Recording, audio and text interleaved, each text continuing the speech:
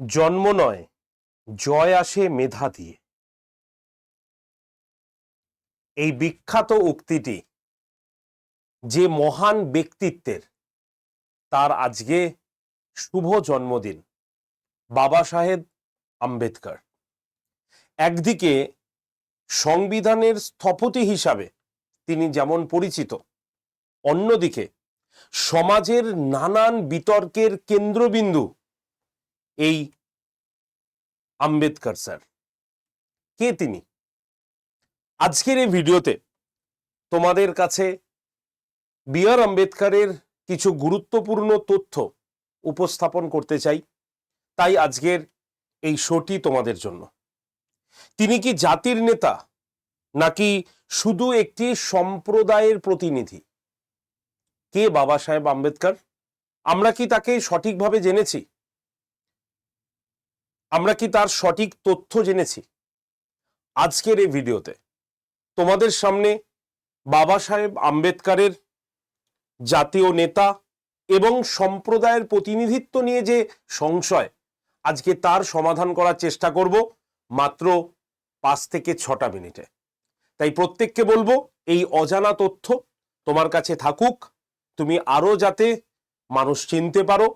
এবং তারই জন্মদিনে তাই বাবা সাহেব আম্বেদকরের একটি ছোট্ট কাহিনী তোমাদের সামনে উপস্থাপন করব তথ্যচিত্রের দ্বারা। চলো দেখে নেওয়া যাক। তবে প্রত্যেকে একটু এই ভিডিওটি শেয়ার করে দিও, কারণ অনেকেরই এই তথ্যগুলো হয়তো অজানা, তারাও জেনে নিতে পারবে। তো চলো শুরু করা যাক আজকের এই তথ্যচিত্রটি। সবার আগে তার বিখ্যাত যে কথাটি রয়েছে প্রচলিত, সেটি হচ্ছে জন্ম নয়, জয় আসে মেধা দিয়ে। তাহলে তিনি কি সত্যি জাতির নেতা, নাকি শুধুই একটি সম্প্রদায়ের প্রতিনিধি? এই তথ্যটি আমাদের সামনে একটি বিস্তর প্রশ্ন। তার আরেকটি বিখ্যাত তথ্য, আমার অস্ত্র হবে জ্ঞান আর আমার ঢাল হবে যুক্তি। আর এই যে তথ্যটি, হয়তো বা এই বিখ্যাত উক্তিটি হয়তো তিনি এই কারণেই করেছেন, কারণ স্কুল জীবন থেকে তাকে সাম্প্রদায়িক দিক থেকে যে রকম বাধায় অতিক্রম করতে হয়েছিল, সেখান থেকেই হয়তো তিনি এই কথাটি বা এই বিখ্যাত উক্তিটি তিনি আমাদের সামনে তুলে ধরেছেন। তুমি কি কখনো এমন একটা গল্প শুনেছ যেখানে একজন মানুষ নিজের জাতির বিরুদ্ধে বিদ্রোহ করে, সমাজের নিয়ম ভেঙে শুধু কলম এবং জ্ঞান দিয়ে সে সমাজকে বদলে দিতে চেয়েছে? এরকম কোনো ব্যক্তিত্বের গল্প শুনেছ কি? যদি না শুনে থাকো, তাহলে আজকে এই গল্পটি তোমার জন্য। সবার আগে তার পরিচয়টা জেনে নি। জন্ম 14ই এপ্রিল আজকের দিনে 1891 সালে। কোথায় তিনি জন্মগ্রহণ করেছিলেন? মধ্যপ্রদেশে, যেটি এখন বর্তমানকালে তারই নামে পরিচিত, ডক্টর আম্বেদকর নগরী। তার বাবার নাম রামজি মালজি শকপাল। তার যদি অন্য নাম দেখি, তাহলে তার নাম বাবা সাহেব আম্বেদকর। এবং তার মৃত্যু হচ্ছে 1956 সালের 6ই ডিসেম্বর তার মৃত্যু। যদি আমরা বাবা সাহেব আম্বেদকরের জীবনী একটু আলোচনা করি, তার শৈশবটা আলোচনা করি, তাহলে দেখব যে স্কুলে গেলে কেউ তাকে পাশে বসাতো না, কেউ তাকে পাশে বসতে দিত না। এমনকি খুব প্যাথেটিক ঘটনা, যদি সে জল চাইতো, সেই জল চাইলেও শিক্ষক তাকে বলতো যে তুই নিচু জাত, তুই অন্য আলাদা পাত্র থেকে জল খা। এটা নাকি তার ছোটবেলায় শুনতে হয়েছে। তবে আম্বেদকর এতে হাল ছাড়েননি।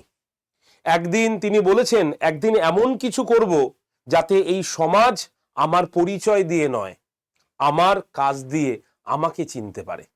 এই চিন্তা ভাবনা তাকে কিন্তু বহু দূর এগিয়ে গেছিল। ভাবতে পারো, যেখানে 1913 সালে যখন দেশে এরকম জাতিভেদ প্রথা চলছে, ছোঁয়াছুঁয়ির ভাব চলছে, কড়াকড়ি জাতিভেদ প্রথায়, সেখানে একজন নিম্ন বর্ণের ছেলে বিদেশে গিয়ে অর্থনীতি পড়ছে। এটা কি তোমরা ভাবতে পারো? অসহ্য বৈষম্যের মধ্য দিয়েও এই ভীমরাও আম্বেদকর তিনি বলেছিলেন, আমার অস্ত্র হবে জ্ঞান, আমার ঢাল হবে আমার যুক্তি। এই কথাটি তার বিখ্যাত কথা, এবং এই অংশটাই ছাত্রদের জন্য সবচেয়ে বড় অনুপ্রেরণা। কারণ কি জানো? তিনি প্রমাণ করে গেছেন, জন্ম নয়, জয় আসে মেধা দিয়ে, তাই জন্ম দিয়ে কিচ্ছু হবে না, তোমার কর্মই তোমাকে সঠিক পথ দেখাবে। বি আর আম্বেদকর আমাদের কাছে যে হারে পরিচিত আমরা জানি, তার থেকেও বেশি পরিচিত তিনি সংবিধানের রচনাকার হিসাবে। আমরা সবাই সেটি জানি। 4টি বি আর আম্বেদকরের প্রতিভা তাকে সমাজে অমর করে রেখেছে। কি কি সেই প্রতিভা? অর্থনৈতিক চিন্তাভাবনা, সামাজিক সংস্কার, শ্রম ও কাজের পরিবেশ এবং রিজার্ভেশনের ব্যবস্থা। এর বিরুদ্ধে তিনি যে গর্জে উঠেছিলেন সেটা তার সবথেকে বড় পরিচয়। যদি আমরা ভারতের সংবিধানের রচনাকার হিসাবে তাকে লক্ষ্য করে দেখি, তাহলে তিনি ছিলেন ভারতের খসড়া কমিটির চেয়ারম্যান এবং ভারতীয় সংবিধানের মূল রূপকার হিসাবে তাকে আমরা দেখতে পাই। সংবিধানের সামাজিক ন্যায় থেকে শুরু করে সমতা, ধর্ম নিরপেক্ষতা, মৌলিক অধিকার প্রতিষ্ঠার পেছনে এই বাবা সাহেব আম্বেদকরের ভূমিকা বিশেষভাবে কিন্তু গুরুত্বপূর্ণ। এছাড়াও তার একাধিক গুরুত্বপূর্ণ কাজের মধ্যে শ্রম ও কাজের পরিবেশ উন্নয়নের আইন প্রণয়ন করা, এটিও বিশেষভাবে গুরুত্বপূর্ণ। তিনি কি করেছিলেন? তিনি শ্রমিকদের পক্ষে বহু নীতি তিনি কিন্তু প্রণয়ন করার চেষ্টা করেছিলেন এবং করেওছিলেন। যেমন ধরো 8 ঘন্টার কাজের সময়, আগে তো আর সময় নির্দিষ্ট থাকতো না, তাদেরকে দিয়ে শ্রমিকদের দিয়ে কাজ করিয়ে নিত, কিন্তু তিনি 8 ঘন্টা একটি কাজের যে সময় নির্ধারণ, এটা তিনি করেছিলেন। মজুরি সুরক্ষা থেকে শুরু করে কলকারখানায় শ্রমিকদের অধিকার সুরক্ষা, এটাও কিন্তু তার একটি গুরুত্বপূর্ণ কর্মধারার মধ্যেই পড়েছিল। যদি তার বর্ণপ্রথা এবং জাতিভেদ প্রথার বিরুদ্ধে সংগ্রামের কাহিনী শুনি, তাহলে তিনি জাতিভিত্তিক বৈষম্যতার ঘোরতর বিরোধী ছিলেন, যেটা তিনি এতদিন ধরে সহ্য করে এসেছিলেন। অস্পৃশ্যতা দূরীকরণে এবং দলিতদের অধিকারের জন্য তিনি আমৃত্যুকাল পর্যন্ত তিনি কিন্তু লড়ে গেছেন। এটা বিশেষভাবে গুরুত্বপূর্ণ। তোমাদের মনে পড়বে হয়তো, ইতিহাসের পাতায় আমরা পড়েছি যে 1932 সালে পুনা চুক্তি, অর্থাৎ তিনি এই যারা অস্পৃশ্য সম্প্রদায় তাদের জন্য পৃথক নির্বাচনের দাবিও রেখেছিলেন। কিন্তু পরবর্তীকালে কংগ্রেসের দ্বারা পুনা চুক্তি স্বাক্ষরণের ফলে আমরা লোয়ার কাস্ট পার্টিদের দেখেছিলাম, তাদেরকে সমাজে প্রাধান্য দেওয়ার কাজ শুরু করেছিল কংগ্রেস সমাজ, এবং তাদেরকেই নাম দেওয়া হয়েছিল হরিজন সম্প্রদায়, এবং তাদের জন্য হরিজন সেবক তৈরি করা হয় এবং হরিজন নামক পেপারও কিন্তু প্রকাশ করেছিলেন গান্ধীজি। এই ইতিহাস আমাদের কিন্তু অজানা নয়। আমরা যদি রিজার্ভেশন ব্যবস্থার ক্ষেত্রে লক্ষ্য করে দেখি, তাহলে আমরা দেখব শিক্ষা, চাকরি, রাজনীতিতে অনগ্রসর শ্রেণীর জন্য সংরক্ষণের ধারণা তিনি প্রবর্তন করেছিলেন, যাতে পিছিয়ে পড়া জনগোষ্ঠীর উন্নতি হয়। এছাড়াও যদি আমরা অর্থনৈতিক দিক থেকে তার অবদান দেখি, তাহলে তিনি প্রথম ভারতীয় অর্থনীতি যিনি পিএইচডি করেছিলেন কলম্বিয়া ইউনিভার্সিটি থেকে, এবং তিনি কেন্দ্রীয় ব্যাংকের প্রয়োজনীয়তাকে আমাদের সামনে তুলে ধরেন, যেটি পরবর্তীকালে রিজার্ভ ব্যাংক অফ ইন্ডিয়ার ভিত্তি হয়ে দাঁড়ায়। সুতরাং আমরা শুধুমাত্র দলিত সমাজের ক্ষেত্রেই বি আর আম্বেদকরকে দেখেছি, কিন্তু নয়, তার আরো অনেক গুরুত্বপূর্ণ কার্যাবলী রয়েছে, যেমন সামাজিক ন্যায় ও মানবাধিকার প্রতিষ্ঠা করা, এটাও আমাদের কিন্তু বলতে হবে। এই যে তিনি তার সারা জীবনের, সমগ্র জীবনের মানবিক মর্যাদা, সাম্যতা, ন্যায় বিচারের পক্ষে থেকেছেন, এবং তার চিন্তা ভাবনা আধুনিক ভারতের সামাজিক রীতির ভিত্তি তৈরি করেছে। যদি তার একাধিক বইগুলো দেখি, তার লেখা বইগুলো, তিনি সেই বইগুলোতে কি বলেছেন?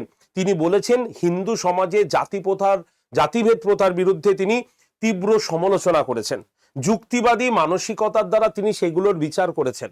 সমাজবিজ্ঞান, ধর্মচিন্তার জগতে তিনি গুরুত্বপূর্ণ নথি আমাদের সামনে কিন্তু রেখে গেছেন। সুতরাং বি আর আম্বেদকরের যদি আমরা জার্নি দেখি, তাহলে আজীবনকাল পর্যন্ত তিনি শুধু লড়ে গেছেন, সঠিক দর্শন তিনি আমাদের মধ্যে উপস্থাপন করে দিয়ে গেছেন। তাই তার লাস্ট আমি একটা উক্তি দিয়ে আজকের এই তার যে তার জন্ম বার্ষিকী, তো সেটা তোমাদের সামনে তুলে ধরতে চাই। এবং তিনি খুব সুন্দর বলেছেন, বি আর আম্বেদকর হাত ছাড়েনি।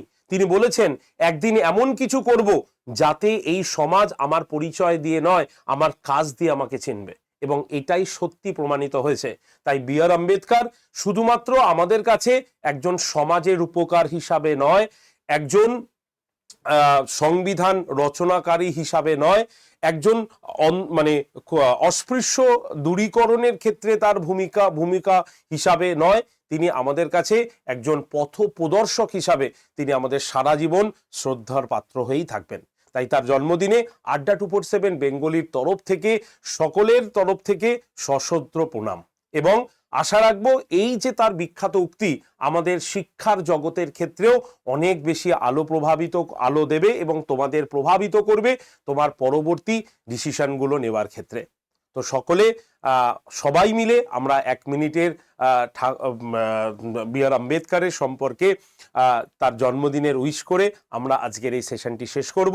তোমরা যারা যারা এই ভিডিওটি দেখছো একটু বন্ধু বান্ধবদের কাছে শেয়ার করে দিও, যদি এই সামান্য কিছু তার উক্তি তাদের জীবনেও প্রভাব ফেলতে পারে তাহলে এটা আমাদের দেশ, সমাজ এবং দশেরই কল্যাণ সাধন হবে। তো এইটুক বলে আজকে সেশন শেষ করছি। ধন্যবাদ।